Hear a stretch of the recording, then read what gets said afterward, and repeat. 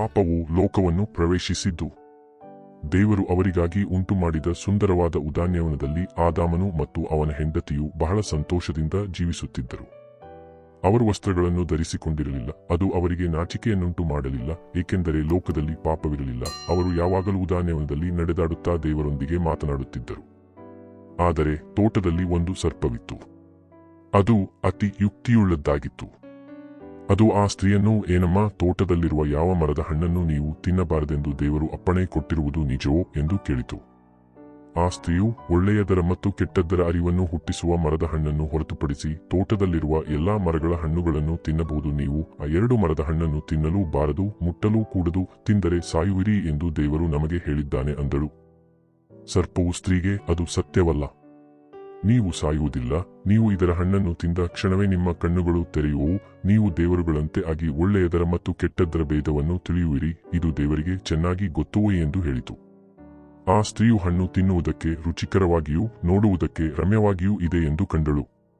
ಅವಳು ಜ್ಞಾನವಂತಳಾಗಬೇಕೆಂದು ಬಯಸಿದಳು, ಆದ್ದರಿಂದ ಅವಳು ಕೆಲವು ಹಣ್ಣುಗಳನ್ನು ತೆಗೆದುಕೊಂಡು ತಿಂದಳು. ಅವಳು ತನ್ನ ಸಂಗಡ ಇದ್ದ ಗಂಡನಿಗೂ ಕೊಡಲು ಅವನು ತಿಂದನು. ಕೂಡಲೇ ಅವರ ಕಣ್ಣುಗಳು ತೆರೆದವು ಮತ್ತು ಅವರು ತಾವು ಬೆತ್ತಲೆಯಾಗಿದ್ದೇವೆಂದು ತಿಳಿದುಕೊಂಡರು. ಅವರು ತಮ್ಮ ದೇಹಗಳನ್ನು ಮುಚ್ಚಿಕೊಳ್ಳಲು ಎಲೆಗಳನ್ನು ಹೊಲೆದು ವಸ್ತ್ರವನ್ನಾಗಿ ಮಾಡಿಕೊಂಡರು. ಆ ಮನುಷ್ಯನು ಮತ್ತು ಅವನ ಹೆಂಡತಿಯು ದೇವರು ತೋಟದಲ್ಲಿ ಸಂಚರಿಸುವ ಸಪ್ಪಳವನ್ನು ಕೇಳಿಸಿಕೊಂಡರು. ಅವರು ದೇವರಿಗೆ ಕಾಣದಂತೆ ಬಚ್ಚಿಟ್ಟುಕೊಂಡರು. ಆಗ ದೇವರು ಆ ಮನುಷ್ಯನನ್ನು, ನೀನು ಎಲ್ಲಿದ್ದೀ ಎಂದು ಕೇಳಿದನು. ಅದಕ್ಕೆ ಆದಾಮನು, ನೀನು ತೋಟದಲ್ಲಿ ಸಂಚರಿಸುವ ಸಪ್ಪಳವನ್ನು ನಾನು ಕೇಳಿ ಬೆತ್ತಲೆಯಾಗಿರುವುದರಿಂದ ಹೆದರಿ ಅಡಗಿಕೊಂಡೆನು ಎಂದನು. ಆಗ ದೇವರು, ನೀನು ಬೆತ್ತಲೆಯಾಗಿದ್ದೀಯೆಂದು ನಿನಗೆ ತಿಳಿಸಿದವರಾರು? ತಿನ್ನಬಾರದೆಂದು ನಾನು ನಿನಗೆ ಆಜ್ಞಾಪಿಸಿದ ಮರದ ಹಣ್ಣನ್ನು ತಿಂದಿದ್ದೀಯಾ ಎಂದು ಕೇಳಿದನು. ಅದಕ್ಕೆ ಆ ಮನುಷ್ಯನು, ನನ್ನ ಜೊತೆಯಲ್ಲಿರುವುದಕ್ಕೆ ನೀನು ಕೊಟ್ಟ ಈ ಸ್ತ್ರೀಯು ಆ ಮರದ ಹಣ್ಣನ್ನು ನನಗೆ ಕೊಟ್ಟಳು ಅಂದನು. ಆಗ ದೇವರು ಆ ಸ್ತ್ರೀಗೆ, ಇದೇನು ನೀನು ಮಾಡಿದ್ದು ಎಂದು ಕೇಳಲು, ಆ ಸ್ತ್ರೀಯು, ಸರ್ಪವು ನನ್ನನ್ನು ವಂಚಿಸಿತು ಎಂದು ಉತ್ತರ ಕೊಟ್ಟಳು. ದೇವರು ಸರ್ಪಕ್ಕೆ, ನೀನು ಶಾಪಗ್ರಸ್ತವಾದಿ, ನೀನು ಹೊಟ್ಟೆಯಿಂದ ಹರಿದು ಮಣ್ಣೇ ತಿನ್ನುವಿ. ನೀನು ಮತ್ತು ಸ್ತ್ರೀಯು ಪರಸ್ಪರ ದ್ವೇಷಿಸುವಿರಿ ಮತ್ತು ನಿನ್ನ ಮಕ್ಕಳು ಮತ್ತು ಆಕೆಯ ಮಕ್ಕಳು ಸಹ ಪರಸ್ಪರ ದ್ವೇಷಿಸುವರು. ಸ್ತ್ರೀಯ ಸಂತಾನವು ನಿನ್ನ ತಲೆಯನ್ನು ಜಜ್ಜುವುದು, ನೀನು ಅದರ ಹಿಮ್ಮಡಿಯನ್ನು ಕಚ್ಚುವಿ ಎಂದು ಹೇಳಿದನು. ಆಮೇಲೆ ದೇವರು ಸ್ತ್ರೀಗೆ, ನಾನು ನಿನ್ನ ಗರ್ಭವೇದನೆಯನ್ನು ಅಧಿಕವಾಗಿ ಹೆಚ್ಚಿಸುವೆನು. ಗಂಡನ ಮೇಲೆ ನಿನಗೆ ಬಯಕೆ ಇರುವುದು, ಆದರೆ ಅವನು ನಿನ್ನ ಮೇಲೆ ಆಳ್ವಿಕೆ ಮಾಡುವನು ಎಂದು ಹೇಳಿದನು. ಪುರುಷನಿಗೆ, ನೀನು ನಿನ್ನ ಹೆಂಡತಿಯ ಮಾತನ್ನು ಕೇಳಿ ನನಗೆ ಅವಿಧೇಯನಾದೆ.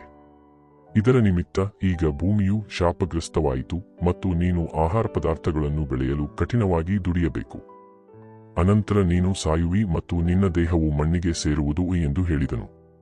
ಆ ಮನುಷ್ಯನು ತನ್ನ ಹೆಂಡತಿಗೆ ಹವ್ವ ಎಂದು ಹೆಸರಿಟ್ಟನು. ಅದರ ಅರ್ಥ ಜೀವದಾಯಕಿ ಎಂಬುದು, ಏಕೆಂದರೆ ಆಕೆಯೇ ಎಲ್ಲಾ ಜನರಿಗೆ ಮೂಲತಾಯಿಯಾಗಿದ್ದಾಳೆ. ದೇವರು ಆದಾಮನಿಗೂ ಅವನ ಹವ್ವಳಿಗೂ ಪ್ರಾಣಿಯ ಚರ್ಮದಿಂದ ವಸ್ತ್ರವನ್ನು ಮಾಡಿ ತೊಡಿಸಿದನು. ದೇವರು, ಈ ಮನುಷ್ಯರು ಒಳ್ಳೆಯದರ ಮತ್ತು ಕೆಟ್ಟದ್ದರ ಭೇದವನ್ನರಿತು ನಮ್ಮಂತೆ ಅದರಲ್ಲ. ಇದರಿಂದ ಇವನು ಕೈಚಾಚಿ ಜೀವವೃಕ್ಷದ ಫಲವನ್ನು ಸಹ ತಿಂದು ಶಾಶ್ವತವಾಗಿ ಬದುಕುವವನಾಗಬಾರದು ಎಂದು ಹೇಳಿದನು. ಅದುದರಿಂದ ದೇವರು ಆದಾಮ ಮತ್ತು ಹವ್ವರನ್ನು ತೋಟದಿಂದ ಹೊರಗೆ ಕಳುಹಿಸಿದನು. ಯಾರು ಜೀವವೃಕ್ಷದ ಹಣ್ಣನ್ನು ತಿನ್ನದಂತೆ ತಡೆಯಲು ದೇವರು ಶಕ್ತಿಯುತವಾದ ದೇವದೂತರನ್ನು ತೋಟದ ಪ್ರವೇಶ ದ್ವಾರದಲ್ಲಿ ಇರಿಸಿದನು.